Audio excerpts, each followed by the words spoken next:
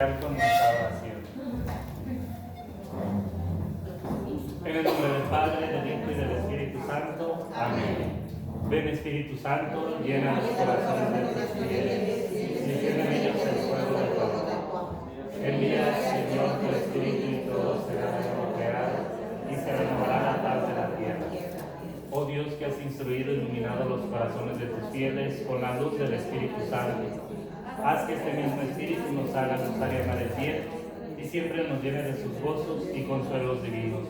Por Jesucristo nuestro Señor. Amén. Espíritu Santo, fuente de luz. San Juan Bosco. Ruega por nosotros. En el nombre del Padre, del Hijo y del Espíritu Santo. Amén.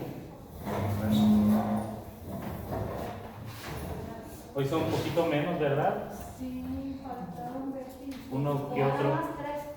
Faltaron, pero sí, se da a notar. Muy bien, antes de iniciar con el repaso y con la clase, ya les traje aquí, miren, su guía de estudio.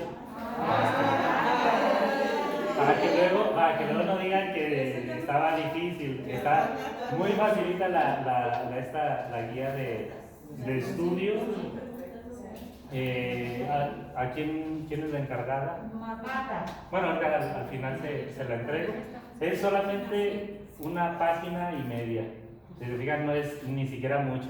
Y si le quitan las preguntas, pues queda la mitad de respuestas. Entonces, está muy sencillito. Desde ahorita, fíjense, para que vean que soy bueno, misericordioso como Lucas.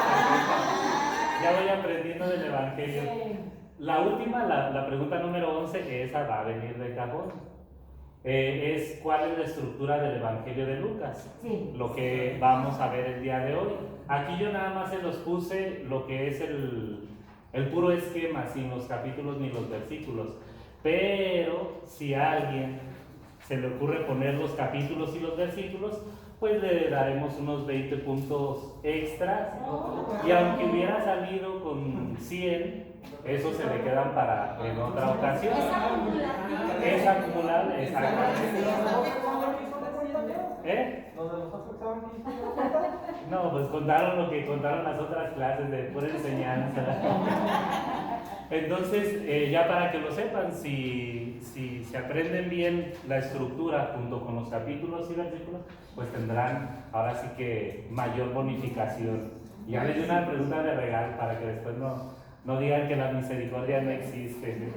Y ya las demás pues vendrán de las otras preguntitas. Entonces, todo sencillo, todo facilito, nada del otro mundo, nada que no hubiéramos visto. Muy bien, pues, y también, Dios mediante, la próxima clase, que tengamos nuestro repaso, nuestro examen, utilizaremos una parte de la clase para ello y la otra para explicar un poquito un trabajo que les voy a dejar. Este trabajo pues va a ser entregarlo para el último martes de noviembre, o sea que van a tener casi todo el mes para realizarlo. Entonces solamente les digo para que lo tengan en consideración. Estudienle bien porque no toda la hora va a ser del examen. Otra parte va a ser para explicar el trabajo y yo pienso con 5 minutos que demos para el examen. No se crean, no, va a haber tiempo suficiente para que lo puedan contestar tranquilamente y ya después explicaremos el trabajo que van a realizar, que también va a ser de una manera ¿Se puede sencilla. llevar el examen a su casa? Sí, se lo lleva, nada más que pues ya después no pida su calificación. Muy bien, entonces vamos a iniciar nuestra clase con el repaso de la vez anterior. ¿Recuerdan qué fue lo que estuvimos viendo la semana pasada? Las fuentes y las fuentes. ¿Qué fue lo primero que vimos? Las fuentes. ¿Alguien así levantando su mano me puede mencionar cuáles son las fuentes que utiliza Lucas? De Marcos. Marcos. Marcos, La fuente Q. La fuente y la L. Son 3 fuentes las que va a utilizar. Ya vimos más o menos en qué consistía cada una de ellas. Dijimos también que el Evangelio de Lucas en ese sentido pues viene muy extenso en cuestión de contenido. ¿Alguien recuerda la cantidad que tenía el Evangelio de Lucas que tenían otros y de lo que no tenían? Allá. Lucas, el 70% de Lucas no tiene Marcos. Exactamente, es decir, aunque Lucas tenía un 60% del de Marcos, este Marcos solamente tendría un 30% del de Lucas. Es decir, más de la mitad del Evangelio de Lucas no lo tiene Marcos, pero Lucas sí tiene más de la mitad del Evangelio de Marcos. Muy bien. Una característica particular del Evangelio de Lucas es que no viene ordenado cronológicamente. ¿Cuál es el sentido que quiere dar el evangelista? ¿Quién recuerda? Un estilo literario teológico, es decir, va más con un sentido trascendente y por eso lo va a acomodar de manera distinta. Y sobre todo quiere dar una continuidad, es decir, que la historia de la salvación va en un proceso que inició con el pueblo judío, llegó al centro o a la plenitud con Jesucristo y continúa la misión a través de la iglesia. Muy bien, después vimos algunas características literario-teológicas. ¿Cuáles son algunas de ellas? La primera, ¿la recuerdan? O así de las que vayan recordando. Tiene mejor vocabulario. Tiene mejor vocabulario, sencillita esa. Otra. Cuida más la transición en fragmentos unitarios. Exactamente, va a cuidar de que aunque no vaya cronológicamente, sí vayan unidas algunas partes dentro del texto, como que sí vaya llevando una hilación. ¿Cuál otra característica mirábamos? Hace conexiones entre la historia de Jesús y la historia universal. Exactamente, va a ir conectando de la historia de Jesús. ¿Y en qué pasajes recuerdan alguno que estuviera? Nacimiento de Jesús. El nacimiento de Jesús viene justamente el censo que se hace en esa época de Augusto. Entonces, ahí ya nos está dando un dato histórico que lo estamos conectando con la historia de Jesús. Otro, pues ahí viene, por ejemplo, la mención de algunos emperadores romanos y algunos otros datos. ¿Alguna otra característica? Único que relaciona. Ahorita. Trata de resaltar determinados relieves. Exactamente, como qué temas o qué relieves. Era la misericordia y La misericordia, ¿cuál otra? Los marginados. Los marginados, exactamente. Va a ser como muy enfático en algunos otros. Y la última, Único que relaciona a Jesús, tiempos e historia. sí, Jesús, establece en el Jesús terrestre y más bien en el nacimiento de la iglesia. Es decir que, exacto, que va llevando como esa continuidad. No sé si quisiste decir eso o el otro. Bueno, muy bien, entonces eso fue lo que vimos. Habíamos como medio empezado a ver lo que era la estructura del evangelio, que hoy lo vamos a ver. Lo vemos nada más así como muy al y se va. Entonces hoy vemos lo que es estructura y contenido del evangelio.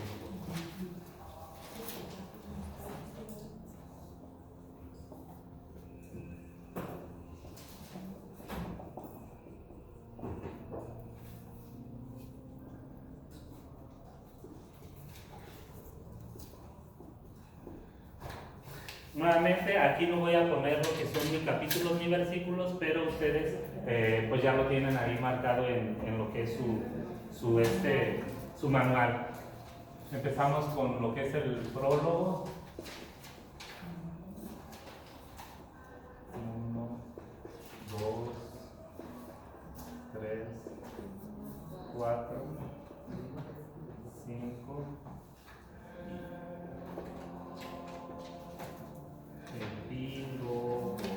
Casi no, así ya no se va a ver. Ahí me van a disculpar que se lo voy a poner con rojo. Bueno, la vez pasada un poquito vimos, ahí si quieren tengan su Biblia abierta desde el inicio de lo que es el Evangelio de Lucas. Van a ver que por lo general viene de tal cual así una perícopa, lo que es el prólogo. El prólogo que es como una pequeña introducción y que es como una dedicatoria. Ya después vamos a verlo más detenidamente, pero es como un adentrarse como una invitación para iniciar lo que es el Evangelio. Después viene la primera parte, que es la presentación de Jesús.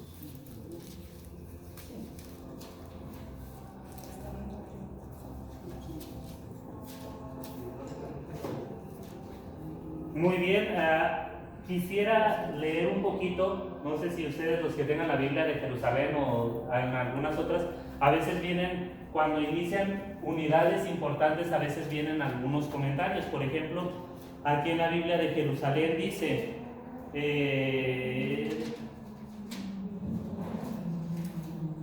no, en este no era, no, sí. Dice en la nota número 1.5, capítulo 1, versículo 5, dice, hasta el capítulo 3, Lucas adopta el griego semitizante de los 70. Las alusiones y reminiscencias bíblicas son abundantes. El conjunto es arcaizante. Lucas restablece la atmósfera del ambiente de los pobres, sobre todo haciendo referencia a Sofonías, capítulo 2, versículo 3 y siguientes, en que vivían sus personajes y del que sin duda ha tomado lo esencial de la información. Dispone en forma del díptico los relatos sobre el nacimiento y la infancia de Juan y de Jesús, y los narra desde el punto de vista de María, mientras que Mateo lo hacía desde el punto de vista de José. Si se fijan, por eso a veces son muy importantes leer estas notas al pie de página, porque por ejemplo aquí ya nos está hablando toda esta sección de la presentación de Jesús. Aquí dijimos en la Biblia de Jerusalén la va a cortar antes, como lo estamos manejando en el manual, pero va a llevar un mismo estilo en cuestión del griego, que era sobre todo un griego que estaba más adaptado como a los judíos, y que sobre todo fue el que utilizaron en la traducción de los 70, o que él mismo pues también es el que conocía un poquito mejor, también de que va en un ambiente como de los pobres de Yahvé. Aquí no sé si ustedes ya hubieran escuchado esto de los Anahuim, que era como un tipo grupo del pueblo judío al que pertenecía la Virgen María, San José, pues nuestro Señor Jesucristo. Así como existían los celotas o celotes, los fariseos, los publicanos, así toda esa sección de grupos, había un grupo que se llamaba los Anahuim, que eran los pobres de Yahvé. Era una espiritualidad en la cual pues tal cual toda su confianza la ponían en Yahvé y estaban esperando el cumplimiento de las promesas. En ese mismo ambiente que lo menciona Sofonías, en este mismo ambiente que a veces se ha estudiado de los Anahuim, es en el que Lucas refleja a la Sagrada Familia, y que en ese, digamos como en esa espiritualidad, es en la que pone a la Sagrada Familia. Entonces, y ya después también vamos a ver que aquí en la presentación de Jesús, si se fijan bien en tres puntos. El primero, ¿cuál es? El nacimiento de Juan y de Jesús. Segundo. Nacimiento de Juan y de Jesús. Y tercero. Primera actividad de Juan y de Jesús. ¿Qué es lo que vemos en común en esos tres puntos? Dice que es una forma díptica que habla de los dos. Exactamente, vemos que aparece Juan y Jesús. Juan y Jesús. Se anuncia el nacimiento de Juan, pero también el de Jesús y el de Jesús. Nace Juan y luego después nace Jesús. Y también ya después empieza su actividad Juan y también Jesús. Recordemos que decíamos en algunas características, Lucas utiliza paralelismos, o como también ya nos lo mencionaba aquí, iba como en díptico, es decir, iba ahí más o menos entrecruzando la historia de uno y del otro al mismo tiempo. Muy bien, entonces toda esta primera sección que nos habla de la presentación de Jesús, pues claro, está de fondo también Juan, pero pues el principal y el evangelio va enfocado a Jesús. Segundo punto, la actividad de Jesús en Galilea.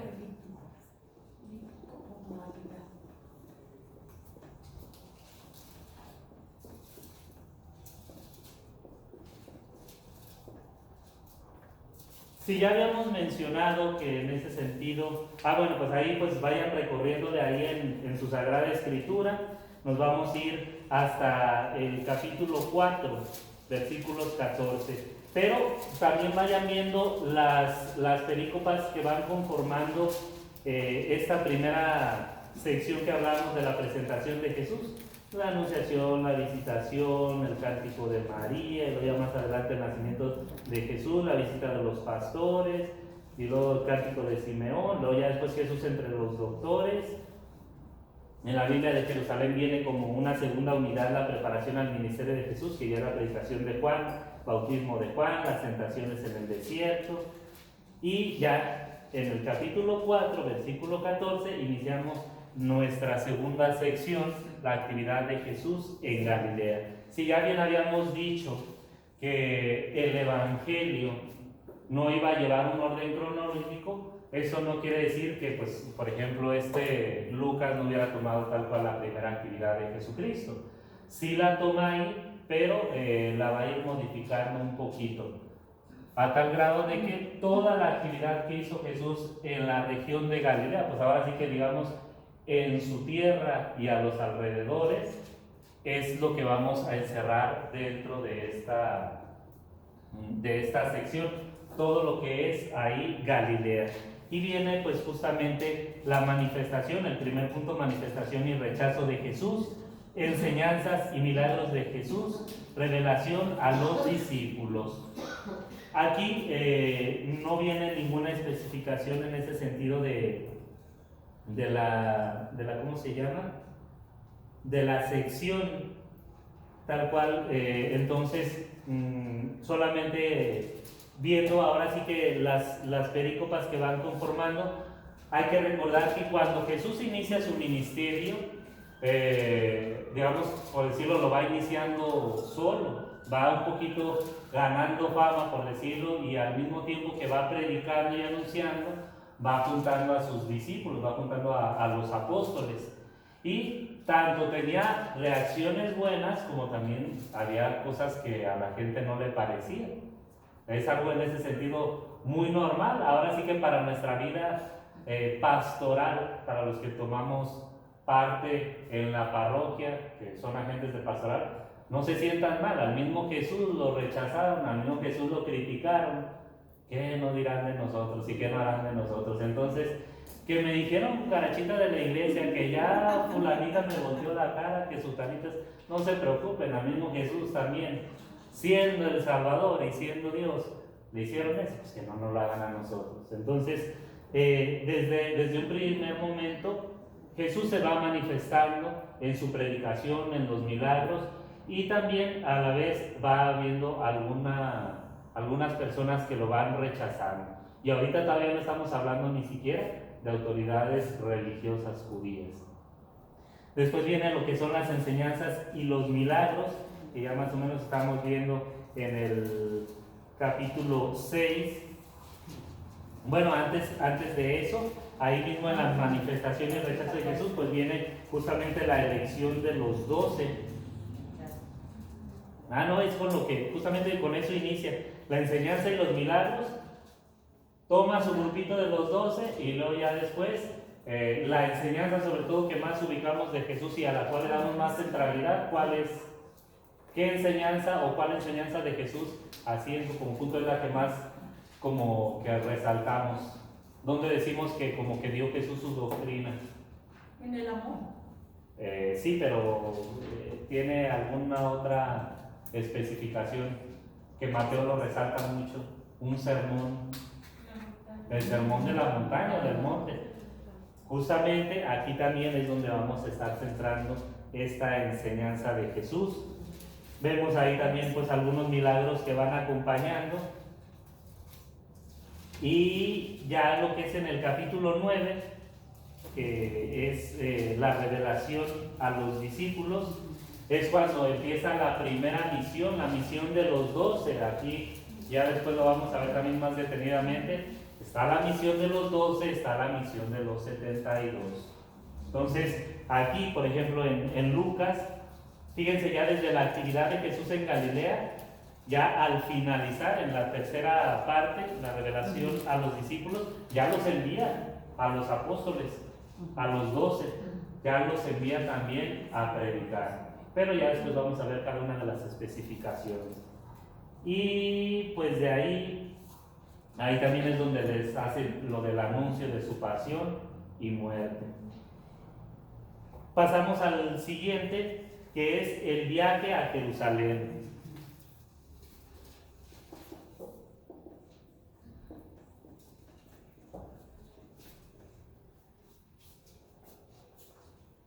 Es decir, si por ejemplo, si Jesús se encontraba acá en su tierra, en sus alrededores, ahora viene una segunda sección en la cual va a ser el recorrido hasta que llegue a Jerusalén. Todavía no de Jerusalén, todavía ya dejamos atrás Galilea, va a ser como el intermedio. En este viaje que realiza a Jerusalén, si viene, bueno, aquí lo menciona la Biblia de Jerusalén como la subida a Jerusalén, por recordar que también aquella figura de la Jerusalén celeste o como la ciudad santa, como algo elevado, que aunque a lo mejor no esté en la altitud más alto que otros pueblos, pues sí, el hecho de que sea la ciudad santa, por eso tiene esa elevación, y muchos de los evangelistas van a estar mencionando, o los judíos es muy común que digan, subimos a Jerusalén, es decir, como que nos estamos elevando hacia lo divino. Y aquí, de las especificaciones que nos menciona de la Biblia de Jerusalén, dice del 9:51 al 18:14, aquí nuestra sección va todavía un poquito más allá, porque va hasta el 19, pero del 9:51 al 18:14, Lucas se aparta de Marcos y reúne en el marco literario ofrecido por Marcos 10:1, de una subida hacia Jerusalén. Es decir, recordemos que de Marcos había tomado un esquema, pero de todas maneras, aunque respetó como las unidades y parte del esquema, ya después lo demás lo deshizo. Si Marcos tenía varias idas hacia Jerusalén, como lo mencionan también otros autores, Lucas dice, no, que ahorita fue lo que regresó y lo que de nuevo va y lo que otra vez regresó. No, por su sentido teológico, todas las veces que fue o que iba hacia Jerusalén, las engloba aquí. ¿Dónde estaba? Dice, materiales que ha tomado de una colección utilizada también por Mateo y de otras tradiciones que le son propias. Mientras que Mateo ha dividido esta colección para distribuir sus fragmentos por todo su evangelio, Lucas ha preferido reproducirla en bloque y precisamente en esta sección. Es casi lo mismo justamente tanto de la fuente Q como del evangelio de Marcos.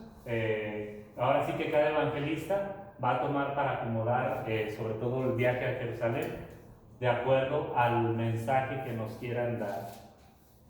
Y aquí en este viaje a Jerusalén vemos lo que es el seguimiento y confianza en el Padre. Vemos, por ejemplo, aquí ya aparece en el capítulo 10 la misión de los 72 discípulos, lo que ya les decía hace ratito. Viene también lo de la sección del banquete del amor, que va más o menos desde el capítulo 13, ya del 13-22. Ahí ustedes vayan ojeándole.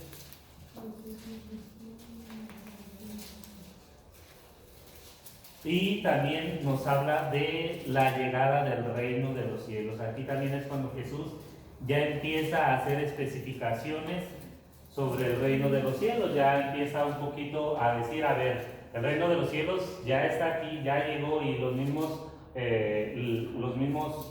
judíos y no judíos también empiezan a preguntar, oye, ¿y el reino de los cielos? Si ¿cuándo va a llegar? ¿Si ya está aquí o cómo? Si se había mencionado una señal, si se va a realizar o no. Jesús ahí es en ese transcurso donde va a estar como dejando muy en claro, el reino de Dios ya está aquí y sobre todo se va a ir viendo manifestado con cada una de sus obras. El punto número 4, ahora sí, la actividad de Jesús en Jerusalén.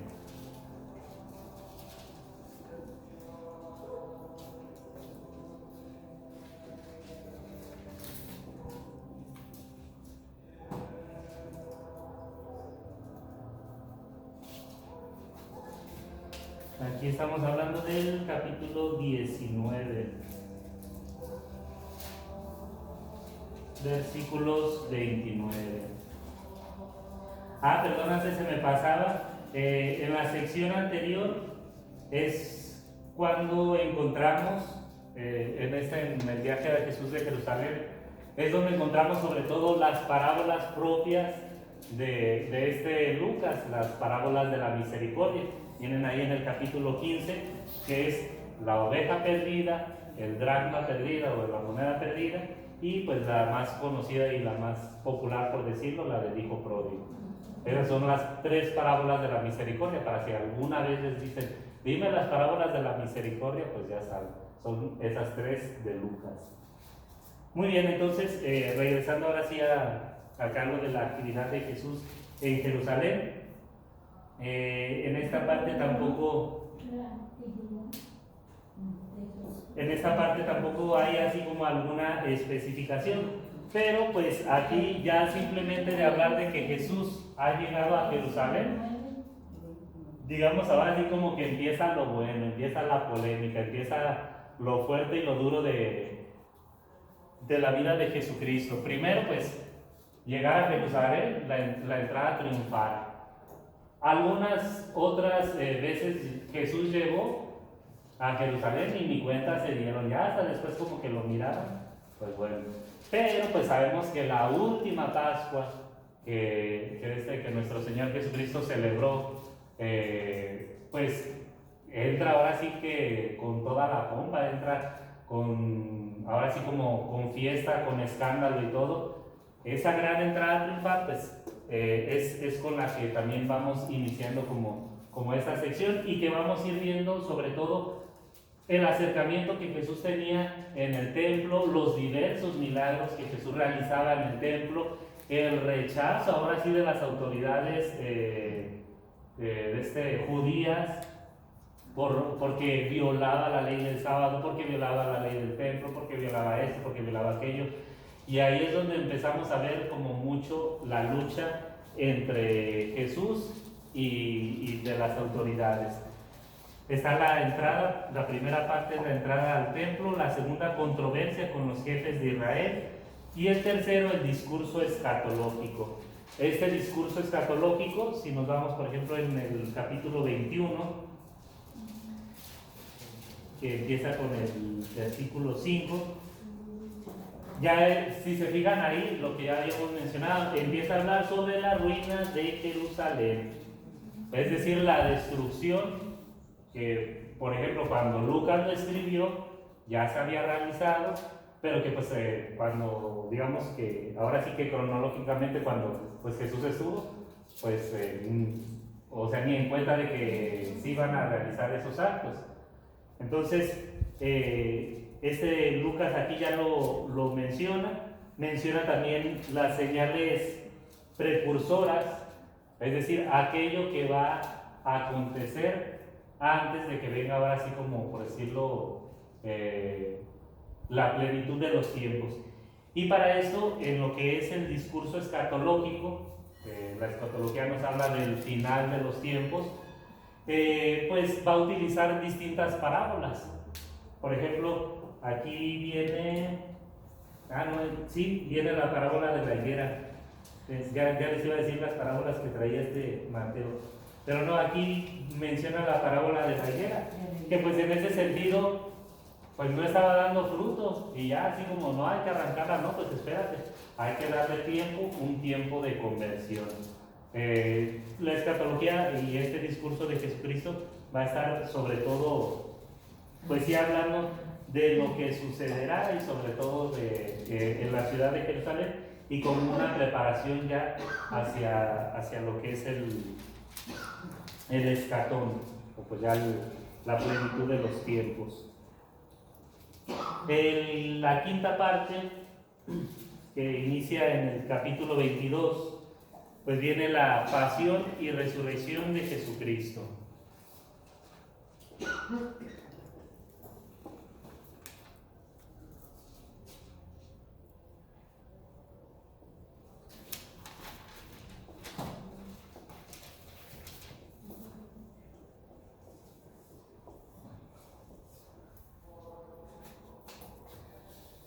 En la pasión y resurrección de Jesucristo, pues vienen nada más estos dos puntos, que es pasión y muerte de Jesús, y la resurrección y manifestación de Jesús. Aquí pues, ahora sí que, pues ni tanto de qué explicar, porque pues ya el mismo título nos lo está dando. Aquí sí viene una especificación. Dice, como en el capítulo 19, 43, 44, las expresiones son bíblicas y en nada se parece a una descripción hecha después del acontecimiento. Bueno, pues aquí nos está hablando de...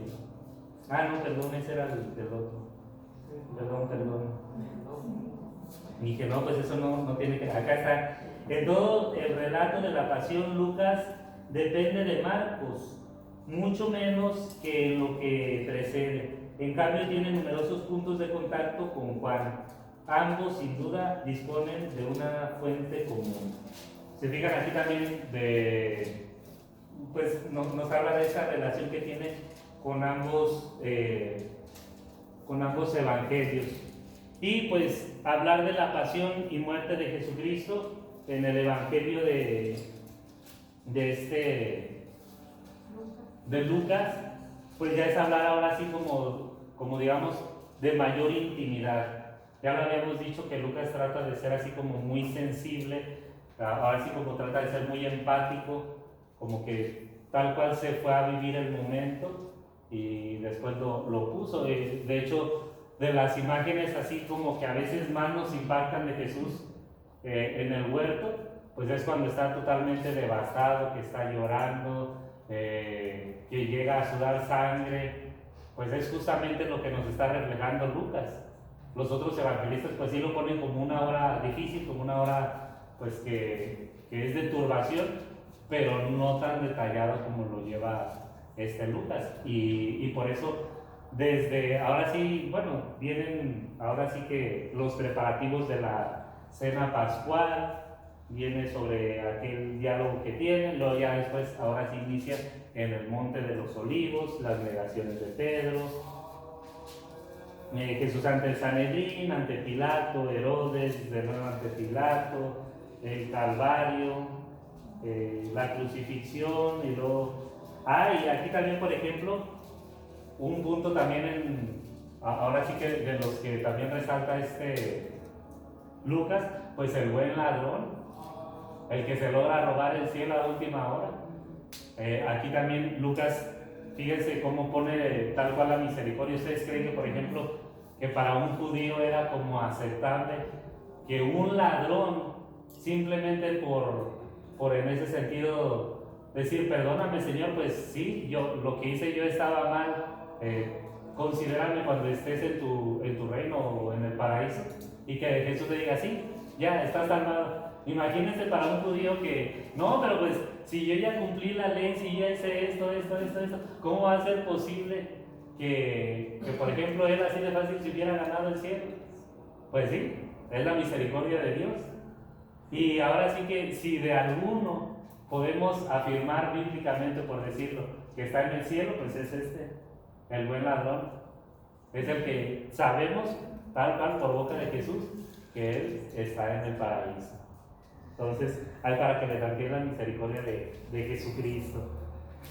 En lo que es la sección de las secciones que vienen de la Biblia de Jerusalén, nada más lo dejan hasta la pasión. Ya lo de la resurrección de Jesucristo lo van tomando como aparte, que viene después de la resurrección.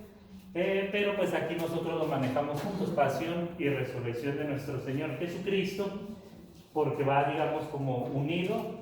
Y ya lo que sí va a ser el epílogo.